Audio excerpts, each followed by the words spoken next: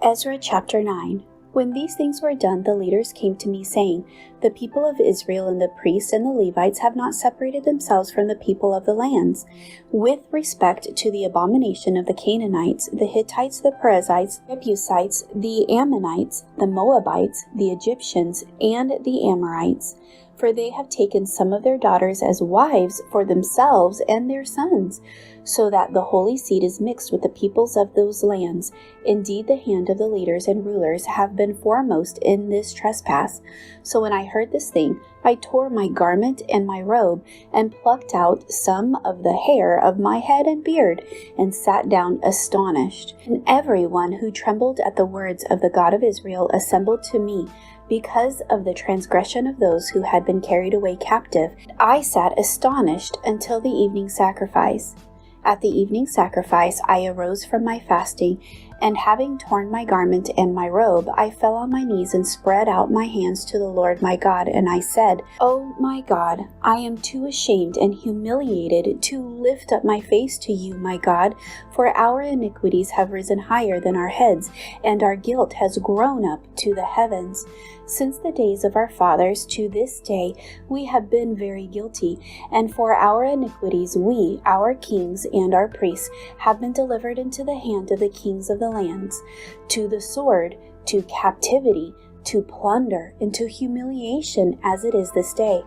And now for a little while grace has been shown from the Lord our God, to leave us a remnant to escape, and to give us a peg in his holy place, that our God may enlighten our eyes and give us a measure of revival in our bondage. For we were slaves. Yet our God did not forsake us in our bondage, but he extended mercy to us in the sight of the kings of Persia, to revive us, to repair the house of our God, to rebuild its ruins, and to give us a wall in Judah and Jerusalem. And now, O our God, what shall we say after this?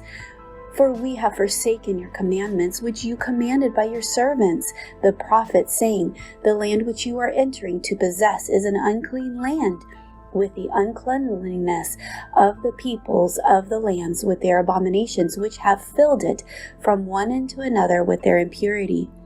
Now therefore do not give your daughters as wives for their sons, nor take their daughters to your sons, and never seek their peace or prosperity, that you may be strong and eat the good of the land, and leave it as an inheritance to your children forever. And after all that has come upon us for our evil deeds and for our great guilt, since you, our God, have punished us less than our iniquities deserve, and have given us such deliverance as this, should we walk again to break your commandments and join in marriage with the people committing these abominations?